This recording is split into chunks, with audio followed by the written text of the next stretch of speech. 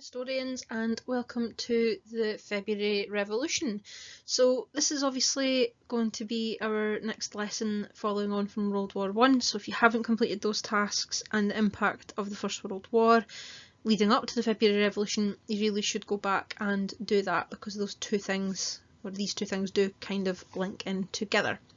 This is also going to be our first attempt at an advanced higher essay, which is going to be your assignment for this particular piece, and there's a couple of things for you to watch and work on as well. So this is going to be for this week and next week, and you have to hand the essay in at the end of that. Have a go at it and we'll see how we get on. So in terms of our learning intention, as we said, we are looking at the February Revolution. Our context is still Russia in revolution, because this is our next big revolution point from 1905, and we've got 3 success criteria points.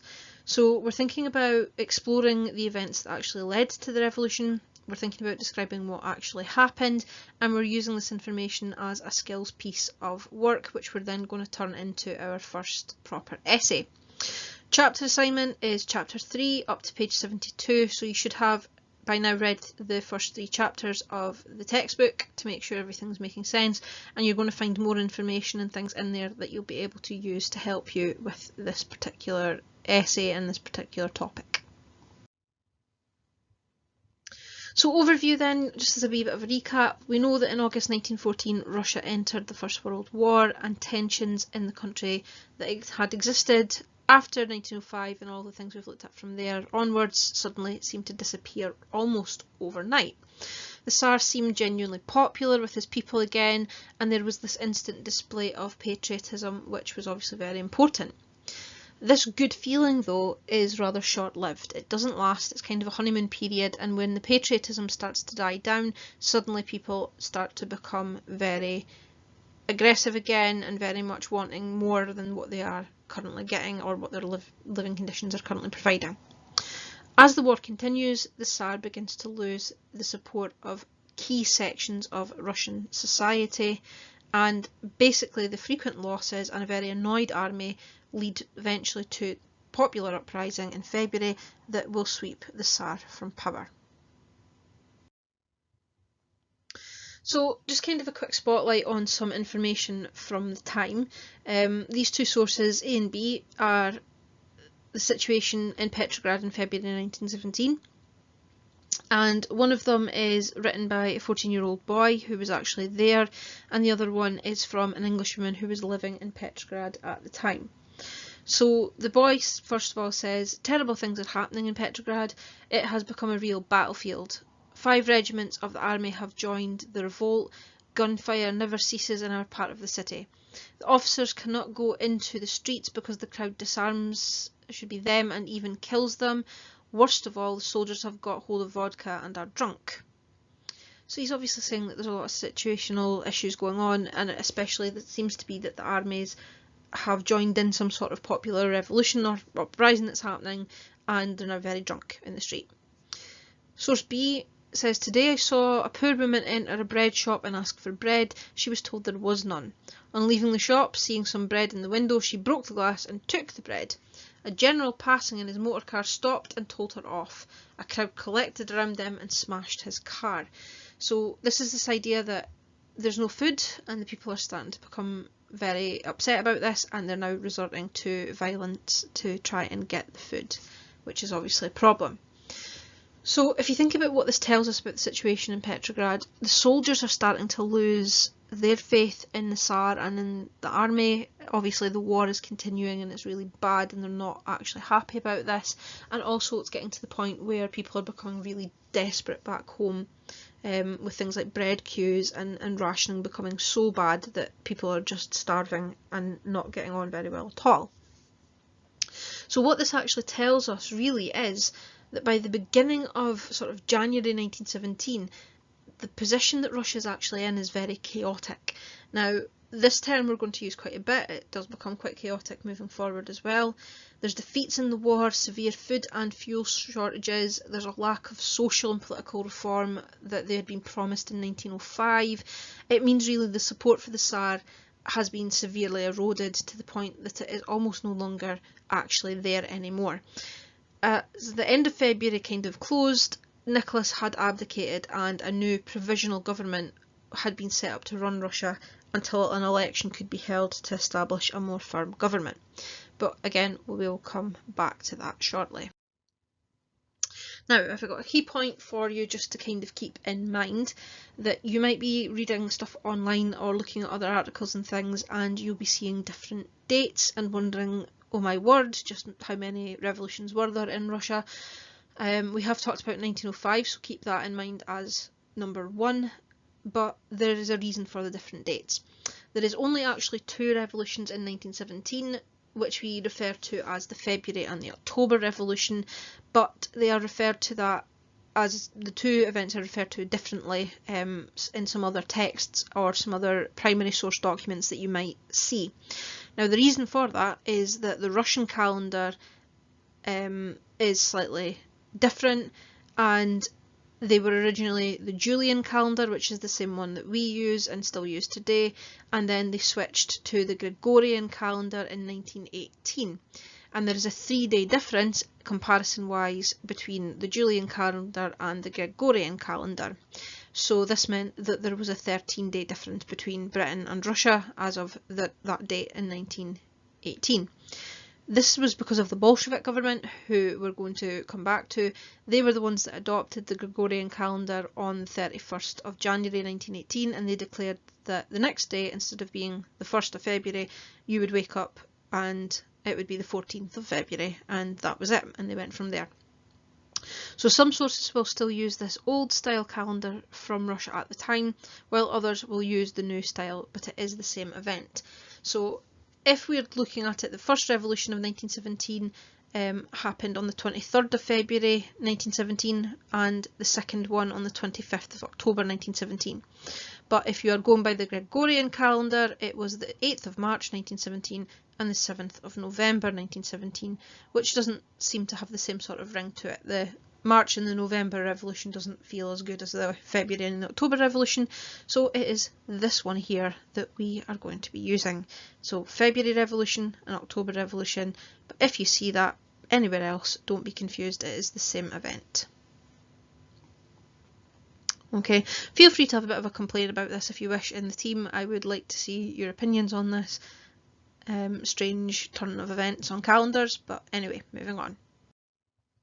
So the February Revolution itself. February 1917, not March 1917, February 1917, a wave of what we will refer to as potentially popular unrest obviated the Romanov dynasty, which is a nice way of saying it removed them. And it's a fantastic word. I would really strongly recommend using this word in your essays, points for people that manage that, but it means to remove them from power. Tsar Nicholas II was then forced to abdicate, and he did so eventually in favour of his brother, but by the time he had actually done that, support had pretty much utterly collapsed, and the Romanov dynasty did actually come to a complete end, completely. The final push for this, because obviously we've seen this discontent there before, and we've seen it in sort of 1905, and it's not come to anything, but the final push came when the workers in Petrograd, aka the newly named St. Petersburg, because remember, St. Petersburg is to German sounding, so they reclass it as Petrograd because that sounds much more Russian, and if you're against Germany you don't want to be living in a German sounding place.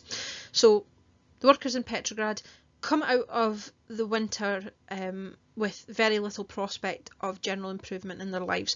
It is very clear that the promises they had been made in 1905 are not going to be delivered in a timely fashion, especially not by this Tsar and not by his wife and Rasputin, who he has left in charge. The winter in particular of that year had been exceptionally cold, especially between the January and the March period. It was at the point where actually trains couldn't run, which caused shortages of food and fuel. Some people were actually queuing for up to 24 hours for food, and then when rationing of bread was introduced, bread riots actually started, and you had people, for example, smashing windows, destroying cars and things like that to try and get food.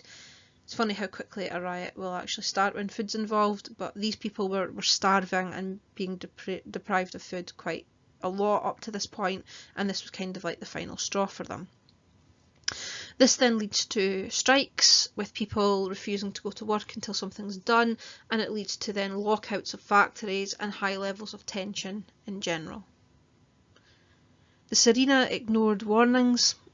She condemned the protesters as hooligans, even though the Duma was telling her, you need to do something, this is what we should do. She ignored them and she followed the advice of Rasputin, who told her to treat them as hooligans, and that's pretty much what she did.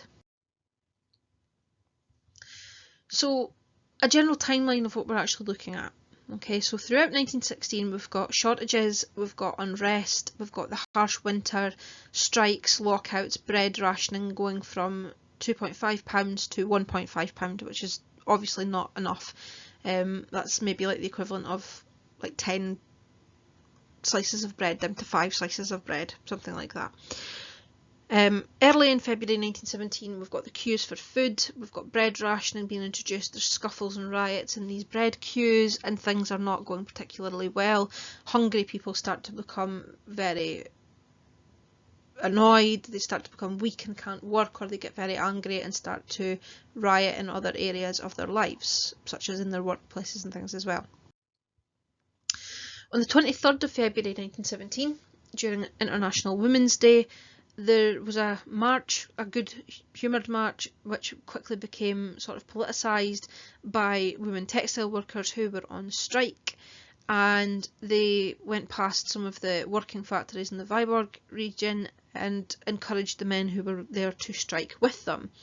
Now, the men are more cautious, so 1 or 2 of them maybe join in, but they generally keep working. But by the afternoon, other men from the factories in the more highly politicised sort of areas, in particular the Pultov engineering works, did actually join them, and it became a kind of a workers' demonstration parade, or a workers' demonstration sort of march. That obviously happens early 23rd of February 1917.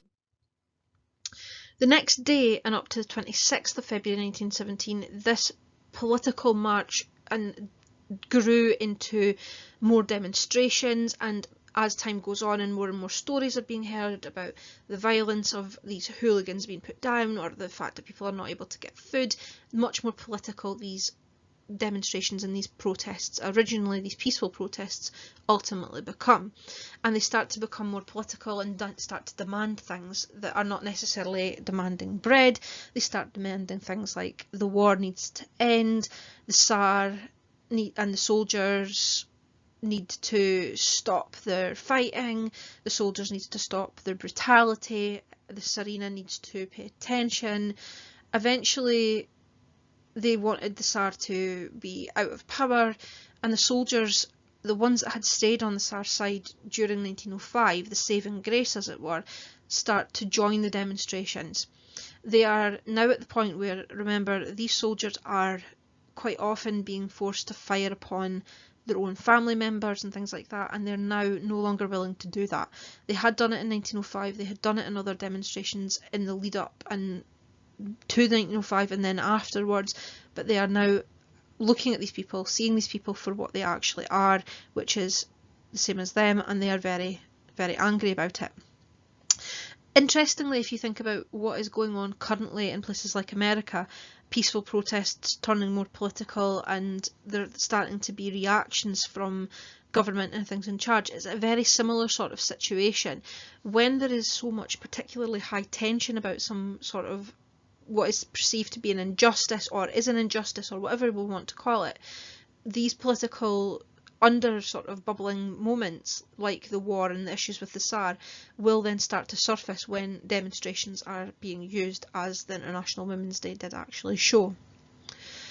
By the 27th of February 1917, the main struggles are now between these mutinying soldiers and police, and they are trying to get back control, and the soldiers are refusing to go back to a point where they're firing on the crowds, or are not willing to just do that any longer.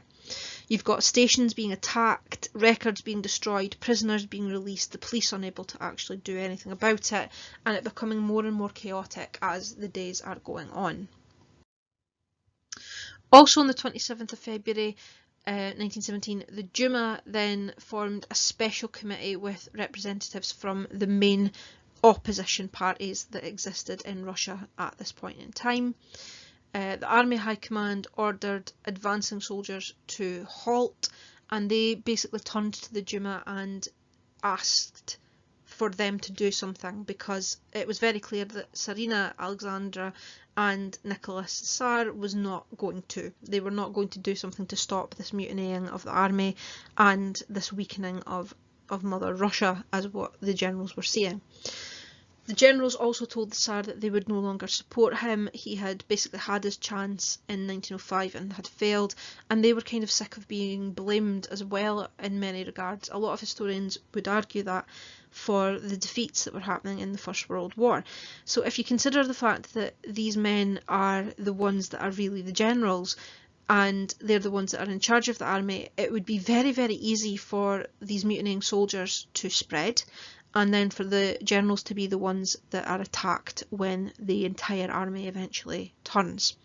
So they're not willing to basically sacrifice their lives any longer for Nicholas. If he's not willing to actually do something for them, why should they continue to do for him? Again, the political issues with Rasputin and Tsarina back in Russia kind of helped add to this, but they told him on the 27th of February that they would no longer support him and he should really step down, and he refused, obviously. So he starts to head back towards Russia with an eye to sort of deal with this situation by himself. On the 28th of February 1917, the situation in the capital is massively out of control. Crime and violence is increasing, there is looting, there is just general chaos. Again, think about the current situation that you're seeing on the news and things as well. It's very easy for this sort of situation to get completely out of hand, and there doesn't seem to be any way of putting a stop to it. When those army members that have not mutinied and the police force do try to put a stop to it, there are then outcries, obviously, of the level of brutality that they are then employing and using. Some of them are not happy with this, so then they go towards the mutiny side as well, and the people generally are looking to the Duma to try and stop it. But at the same time as this, other of the opposition groups are starting to consider, well, the Duma had their chance to do something, they have not done something, they are not doing something quick enough now, so they start to form Soviets, little groups, little council groups within the workers, the factory workers, the soldiers, the peasants, whoever it might be, who are saying, well, we will take control and we'll take charge and decide what we're going to do. And that's the people that these rioters start to look towards for guidance, rather than to the Duma and to the actual elected party members that were in that at the time. Towards the end of February, the Tsar suspended the Duma, but the members remained in the Tauroid Palace where the Duma met and held meetings anyway. They were no longer actually listening to him. This was the end of Nicholas's overall control. He had lost control of the Duma, he had lost control of the army, the generals were refusing to support him, and it is very clear that his time is now definitely up. So on the 2nd of March 1917, and this is actually March this time, the Tsar abdicated and he passed over his obviously very ill and frail son in favour of his brother Michael, who by this point is in Russia, is seeing the chaos, has no desire to be tarred with that particular brush, and point blank refuses the crown. And that's the Romanov dynasty now at an end. The Duma then take over and they hold the rest of their meetings and establish a provisional government. Something that is provisional obviously means that they're only going to be there for a short time to try and establish some sort of level of control. Once they get that, they can then hold elections for a full-time democratic government, and it kind of seemed like for them anyway, and the liberals that made up quite a significant point of them, look back at our Duma at this point in time in the last lesson, you can kind of see how they thought that this was the perfect way forward for them, but it doesn't quite work out like that, but we'll come back to that. Obviously then we're thinking about why there was a revolution in 1917. We've had obviously the same level of discontent and issues all the way up to this point. Why is it that now in 1917 it becomes a full-scale revolution? A couple of reasons for this. We've got the weakness of Russia as it stands at that point in time. We've obviously got the First World War, which we've looked at in quite a lot of detail now. We've got the mistakes that were made by the Tsar and the fact that both the army and the Duma then abandon him and leave him pretty much without any support. So we're going to look at these things one by one. These could potentially be paragraphs that you could use in an essay, for example, or points that you could hit in an inquiry skills question, which would be obviously useful for you to think about writing out. The difference between higher and advanced higher is that there is no prescribed paragraphs. It just is the things that you can remember to talk about in detail, or any historiography that you actually have that would then fit in with that. So the weaknesses of Russia at this point in time, just as a recap of things, we know that they have been humiliated in a war with Japan in 1904, utterly disastrous Russo-Japanese war. There are many nationalities, languages and religions who are being run solely by the Romanov dynasty, and think about Russification and the impact that that's obviously having on these particular cultures. It's a very vast place. 125 million people spread across Europe and Asia, so this makes government difficult, especially because of the poor communications, the bad roads and the very few railways. It means it's almost impossible to actually deal with. It's beginning to industrialise, towns and factories are beginning to develop, but there was worker poverty, poor living conditions, especially worse in the kind of concentrated areas like Petrograd where they're moving into. The situation was not really good for them. The wealthier middle class are beginning to want more of a say in their government affairs. Again, think about the British topic at higher, same sort of idea, people wanting more of a say in the things that they're paying for or contributing towards. And also, Tsar Nicholas is an autocrat, remember. He carries out all the business of government alone without even a secretary. It's an impossibility. Even a very strong leader would find that very difficult, and remember, Tsar Nicholas is not a strong leader. He's not fit to run a village post office, as was said of him at the time. So very weak Tsar, unable to deal with a load that would have been impossible for even the strongest of leaders. So all of these reasons we could group under the USSR weaknesses, and you could write that about the weaknesses, or you could write it about the political and the social economic issues within Russia. Either of those could be a paragraph that you could discuss these things in.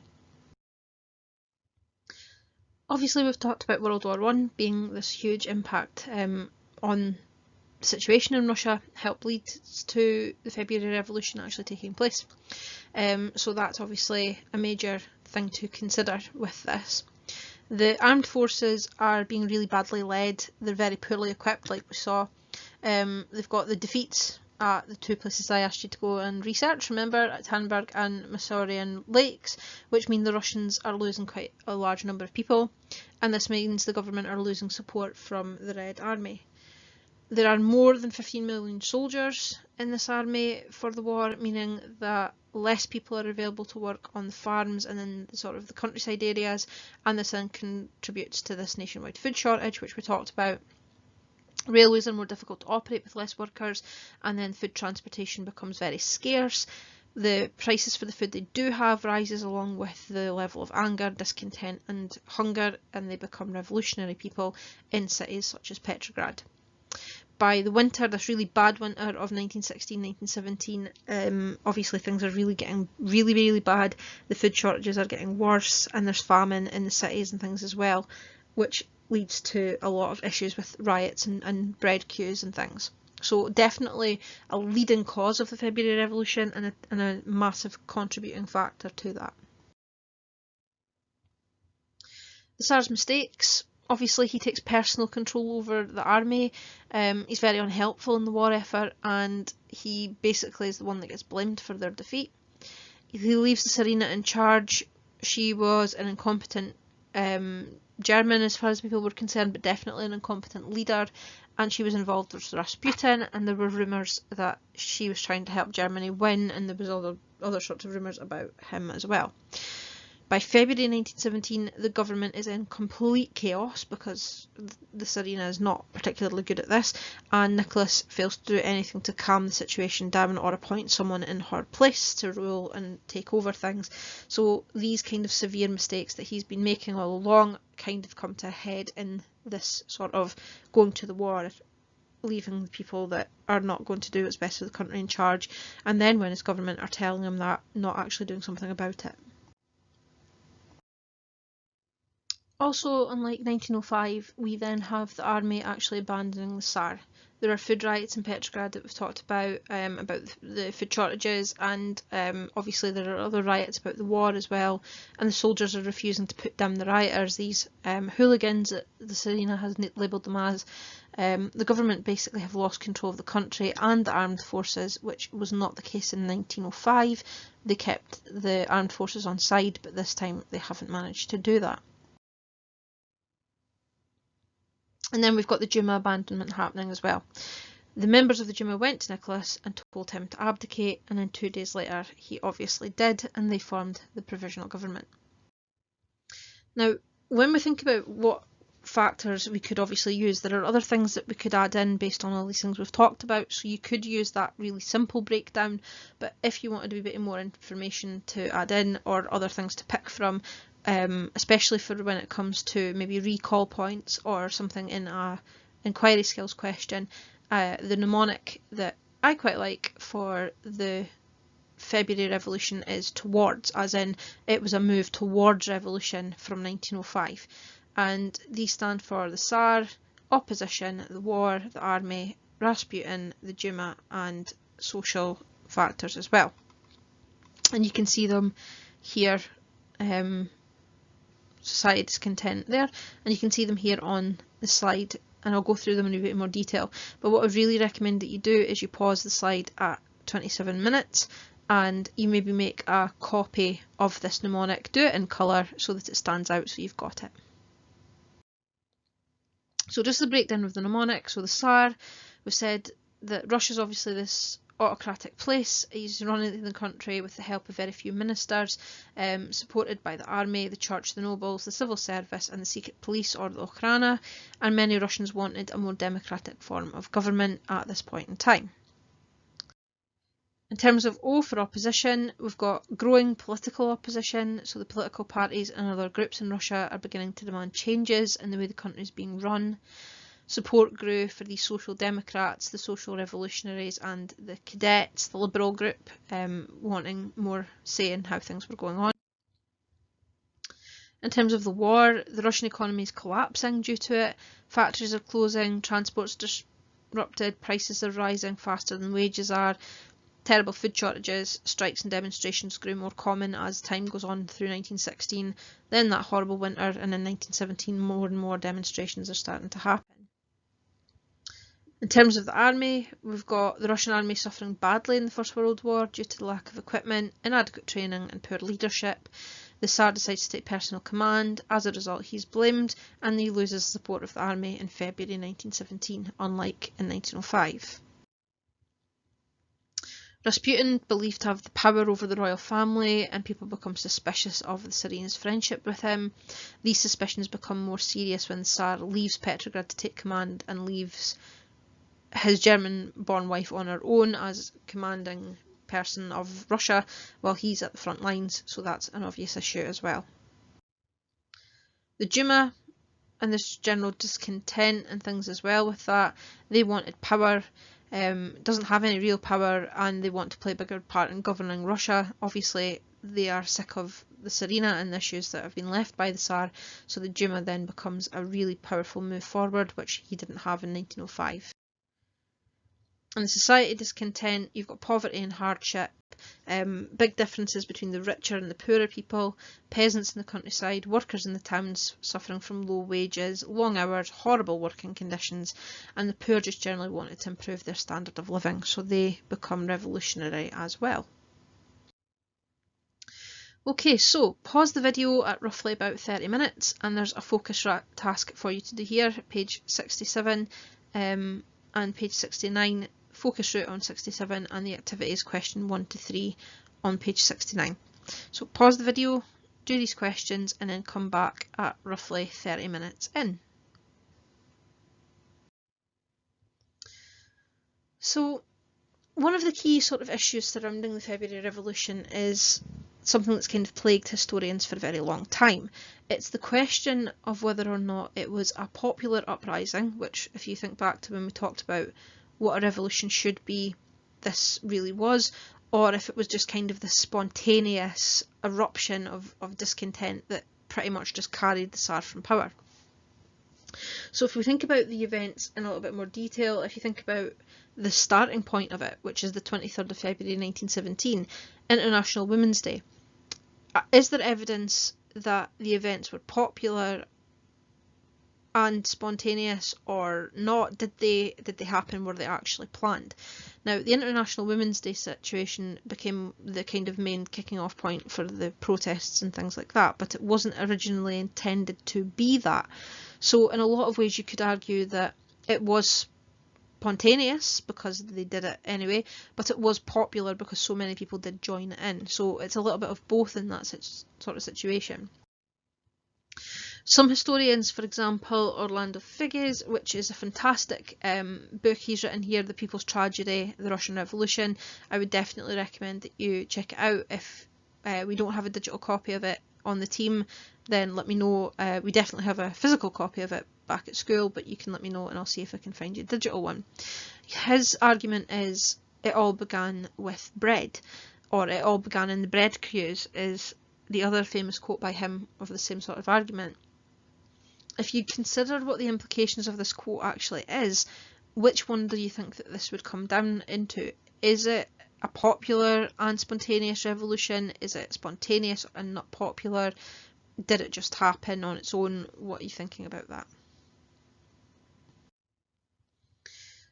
Another quote here, he says, one witness compared it to an enormous circus.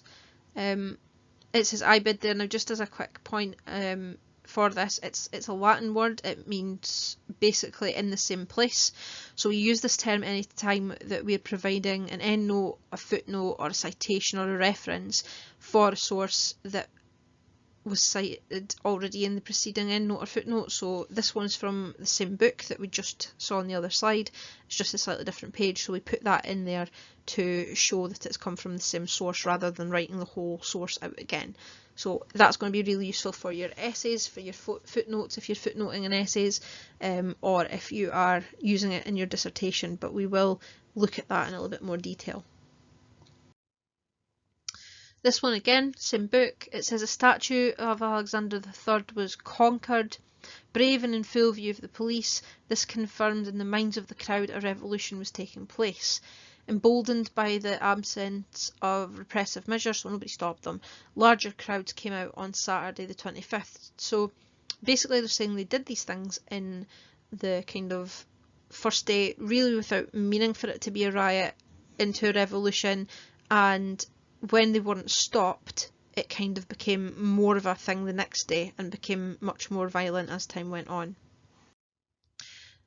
A.P. Bulk, who was the Petrograd city governor, thought the movement bore the character of a people's uprising. And again, this is quoted in the same book that we're looking at the moment. Ultimately, who was in charge of this? There was no general organisation, so there was no one group in charge. There was no political party taking charge of this. All the main leaders of the revolutionary parties were actually abroad or in exile. So like Lenin, for example, was abroad at this point in time in exile. Evidence that we have actually says it took the parties by surprise. So it was a popular uprising, it was a spontaneous uprising in that regard, in that they were not prepared for it and no one was prepared to take over in that light. A couple of quotes that help us with this. This one name you're going to find quite a lot. He's a noted memoirist of the revolution and he's written quite a lot of diaries and things like that. He's really fantastic to go and look at, so you can put him into Google, see what he says. So if you put his name into Google and then put February Revolution, you'll get loads of information. And he says, again, it's quoted in the same book, disorders, there was still no revolution. So what he's really saying is that it wasn't necessarily a revolution in his mind, it was kind of just disorder that ultimately became something a little bit bigger later on. Now, he's a key memoirist at this point. He's a member of the Menshevik Party, which is one of the growing opposition groups, obviously here, but he's friends with many of the Bolshevik leaders, and he's actually married to a Bolshevik member, so he becomes part of that kind of point later on. Another leading Bolshevik in Petrograd, he was quoted as saying, "What revolution?" because it wasn't a planned thing, they weren't trying to take over. Remember, a revolution is supposed to be when something comes in and takes over, and though technically the Duma turned into the Provisional Government and did take over, they weren't planning it. It just kind of, it was the case of, well, we better do something and take over just now. Very similar to the situation maybe in Germany that we looked at National 5 level, where the government are kind of left without the Kaiser and they're just kind of like, well, okay then, we'll just take over, shall we? It's kind of that idea. Again, Socialist Revolutionary leader at the time said, "The revolution found us, the party members, fast asleep." So it's kind of this argument that if a revolution has to have a leader, which is one of the things that we looked at, this was not it. It was not a revolution in so much that it had a leader and people behind it. Actually, rather than that, it was a spontaneous, popular uprising that the people were in charge of, and they didn't really actually know where they were going afterwards. Again, another quote from this one, "There were no authoritative leaders on the spot in any other parties. They were all in exile, in prison or abroad." So really, who was going to be the one that was leading on this? Later on, we've got things like Lenin saying from January 1917, "We older men perhaps will not live to see the coming revolution." So he argued that this wasn't maybe a revolution happening, he didn't think it was about to happen at that point in time. And then on the 26th of February, we have another quote that said, "There is no and will be no revolution." So even when it's starting to happen, they don't see it as a revolution happening in Russia. They see it kind of more as just a general uprising sort of thing. Now, obviously, we know with hindsight that that's not true, because there is now another one coming in October, and we would class this as a revolution, but it's more of a popular, spontaneous revolution than a planned political revolution in many ways. There's also this idea about the importance of the soldier support. This one from Figues again says, "It was a crucial psychological moment in the revolution, the fact that the soldiers suddenly realised that they were maybe on the wrong side previously." And then we've got, "The mutiny of the Petrograd garrison turned the disorder of the previous 4 days into a full-scale revolution." So for this, what this is really saying is it was the military importance that created this revolution. Up to that point, it was just a general disorder, a continuing general disorder, the same as it had been in 1905.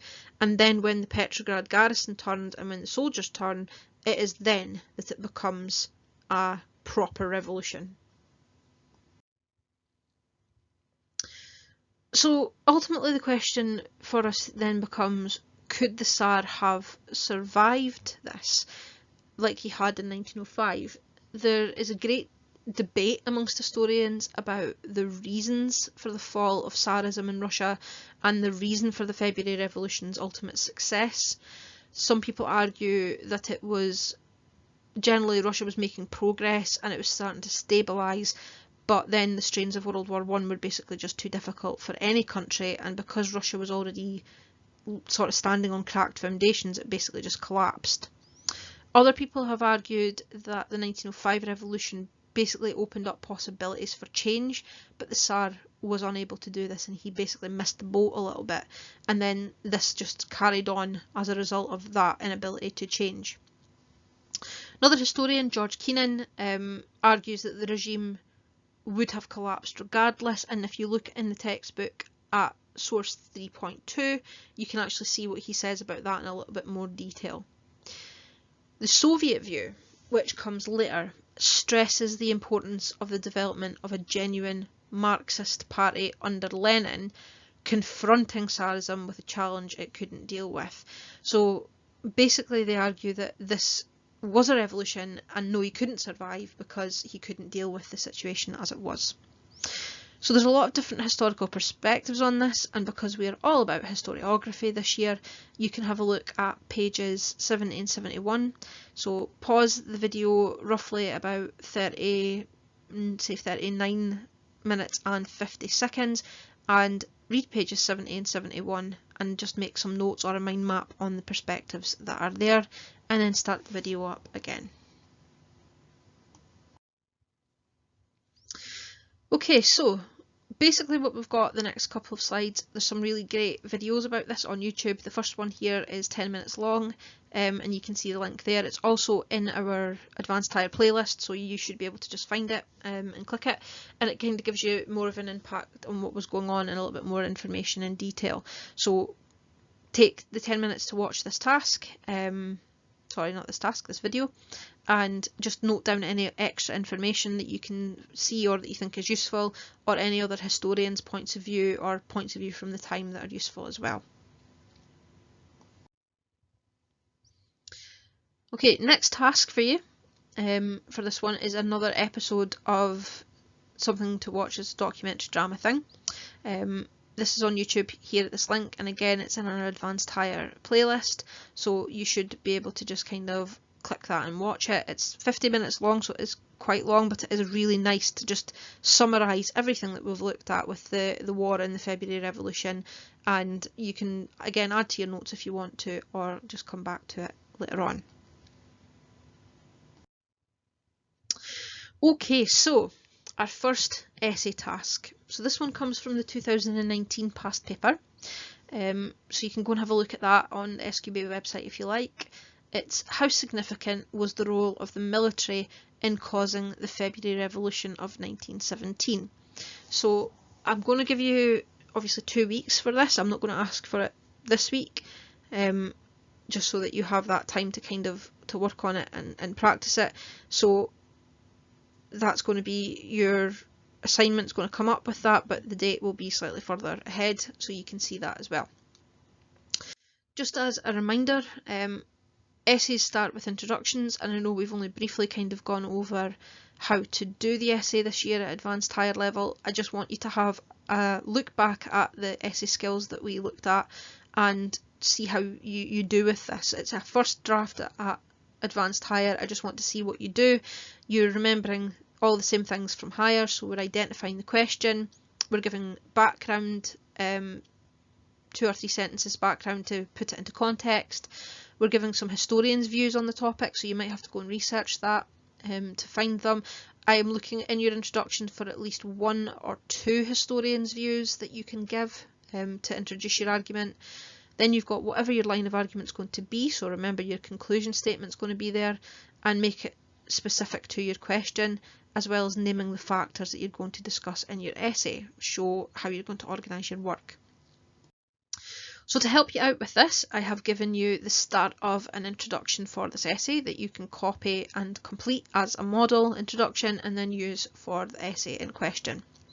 So I've given you your background. So Tsar Nicholas II was a poor leader, economic problems grew, made worse by Russia's disastrous involvement in World War I, and by the beginning of January 1917 the position in Russia was becoming chaotic. Defeats in the war, food shortages and the lack of social and political reform meant that support for the Tsar had been severely eroded. As the end of February approached, Nicholas abdicated and a Provisional Government was set up to run Russia until elections could be held. So that's my background and really clearly setting the scene of what happened. I'm then going to link it to the question and bring in my historian's view. So this is slightly different this year, it's just a bit bigger than what we would be used to doing. So it says, while the role of the military has been considered by many to be a vastly important factor in the causes of the February Revolution, historians are divided on the specific causes which are the most significant. So this bit here would be the same in any essay that we do. So while the role of whatever your named factor is has been considered by many to be vastly important factor in the causes of, and then whatever your question's about, historians are divided on the specific causes which were most significant. So that bit I've highlighted here any essay, every essay, that's how you're going to introduce this particular part of your introduction. Then we're going to talk about some historians, so this bit here we say some such as, and then we're going to name them, so this bit would always be the same, so some such as, whoever it is, believes, and then you tell me just what he believes, so it could be paraphrased, it could be quotes, whatever it is, but then I'm explaining it as well. So he believes that the revolution was born in the bread queues, indicating that the discontent was the main cause, and then I'm talking about something else, whereas others, such as, and then in this case I'm naming someone else, Richard Pipes, contends that, and again this is going to all skew if there, it's always going to be the same point that I'm making here. Whoever it is contends that, and then whatever they're saying. So here's my link to the question and my historian's views. I can put other historians' views in as well, or I can use these ones again in the main essay, but I'm really clearly showing I know what some historians are thinking about this. Then this is always going to be here as well, so while each issue is clearly a contributory factor, the evidence strongly leans towards, and I'm going to leave you to decide which of the various factors we can talk about do you think is the main one that plays the biggest role in bringing about, and then whatever the question is. So this is your line of argument statement. And then the same thing, in order to examine this issue, the factors that will be discussed is, and then you tell me what you're talking about. So our named factor here in this essay is the role of the military. So that's my named factor, so that's my first paragraph. So the role of the military, and then my other factors. You only need 3 at advanced higher, so I could have said role of military and then 2 more factors, but I'm going to try for 4 on this one. If you can only do 3, that's fine. And then I have this comment here, in order to reach a balanced conclusion. And it's really clear what I'm thinking here. So I've said each issue is clearly a contributory factor, but evidence strongly leans towards this one playing the most important role. In order to examine this issue, the factors that are going to be discussed is my named factor and then whatever ones I'm talking about in order to reach a balanced conclusion. So this is your model start for your introduction that you can copy and finish off, and then you'll be able to see that on the actual assignment as well, and you can pause it, take a photo of it, stick it in someplace if you want to do that as well. Remember, for the main body we're using FIDO this year.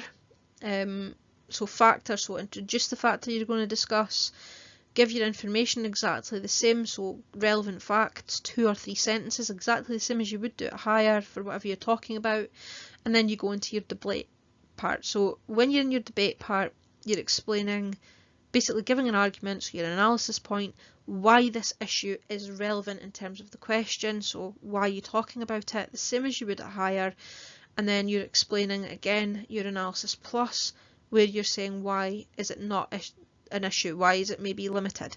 Now, unlike at higher, I'm not giving you these things, you're going to have to work them out for yourself to make whatever your argument is going to be. This is where you're going to start specialising in whatever you think is the most important things. So if you are more of a political historian, your essays might be more focused towards the political factors. If you're a more cultural one, you might be looking more at the society and economic sort of things, and you're looking at the people. It's entirely up to you. There is no right or wrong for this. You just use what you learned at higher, how to make your analysis and analysis plus, and you use that idea to actually do it this year. The different point is then, before you go into your evaluation and your overall point, you are going to talk about historians. So you can just drop a name, you can just talk about that, and I'll show you on the next slide kind of how you can do that.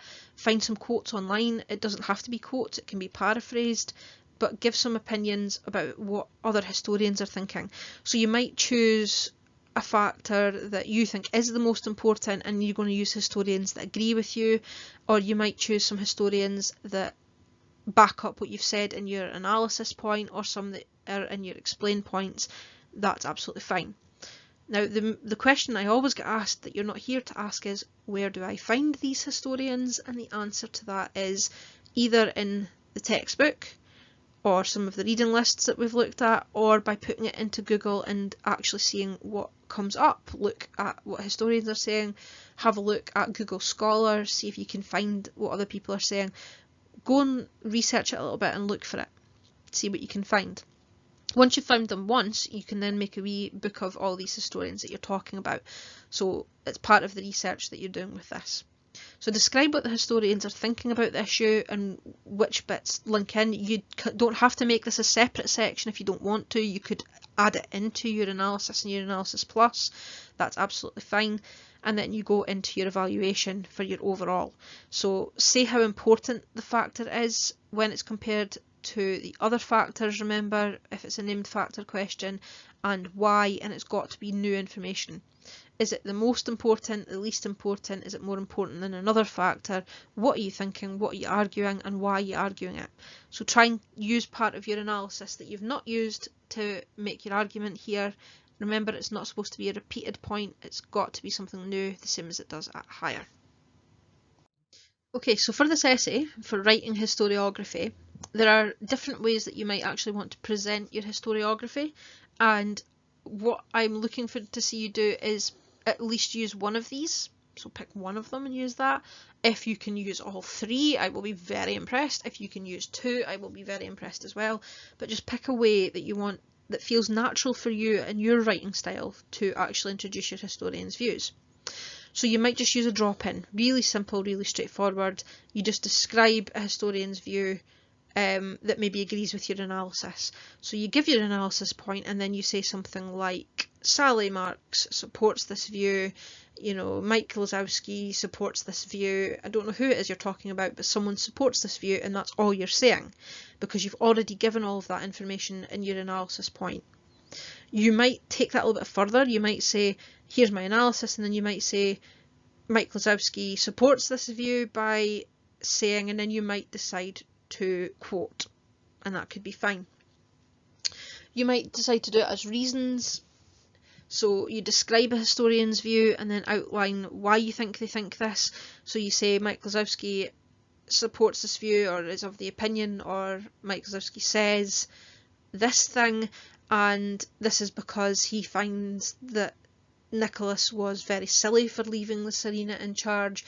It wouldn't have been something he thinks is a good idea, and then you talk about that and you go into that. You might then decide to do a comparison, so you're showing where historians agree or disagree and why you might think that. So you're saying Mike Lazowski says that the Tsarina was an idiot and was not fit to rule, even worse than her husband. However, James P. Sullivan is completely against this opinion and actually thinks that the Tsarina could have done a good job. However, the defeats of the Tsar in the military was actually a more serious issue that she couldn't contend with. So it was actually the Tsar's issue as opposed to her issue. So that's a direct disagreement. It doesn't have to be a tacked on piece that you're using. It's not like a, you know, it's not a frosting sort of thing on a cupcake. You're not just picking up a handful of historian sprinkles and throwing it at the icing. You're kind of trying to bake it in amongst it. It's going to be part of your argument, so try and make it part of your argument. But if you're not sure, ask for help, because this is one of the main differences this year that we're looking at, and it is a really important point of your essays that you include. So the next couple of slides I've just given you from the marking scheme, which kind of gives you an instant essay plan of the different things that you could say, and it's got some information that you could then turn into analysis and analysis plus points there for you to look at. So we've got the role of the different parts of the military. So the next paragraph you might decide to do is the economic factors. That could be your next argument. We've then got the role of the social factors, and you might decide that that's enough. There's also the role of political factors, which is at the bottom there. And then we've got the role of the wider kind of military problem that you could add in as well to the first paragraph, or you could make a separate one. So I'm looking for at least 3, 4 if you wish, but at least 3 paragraphs. You can pick from these ones if you wish and see how you get on. If you're stuck or you're not sure, just ask for help. The best piece of advice I can give for you with this is just to go at it like you would at a higher level and see how you get on, and ask at any point if you're not sure. There's some more historians down here that you can use. You can use these quotes, or you can go and research them a little bit see what else they're saying, and that'll help lead you to more historians and things. So that's your task then for this. I will be posting another sort of skills thing for us to do next week, but it will not be a full kind of lesson content based PowerPoint. It will be mostly focused on skills for you to then concentrate on getting this essay done. If you're not sure or you've got any questions, please just ask and I will help you any way I can. And if you would like to do a live drop in to chat about this essay, just post a note on the team and I will organise that whenever everybody is free. So good luck with this, guys. Again, let me know if there's any problems. Have confidence and faith in yourself. You know how to do these. It's not any different really than higher.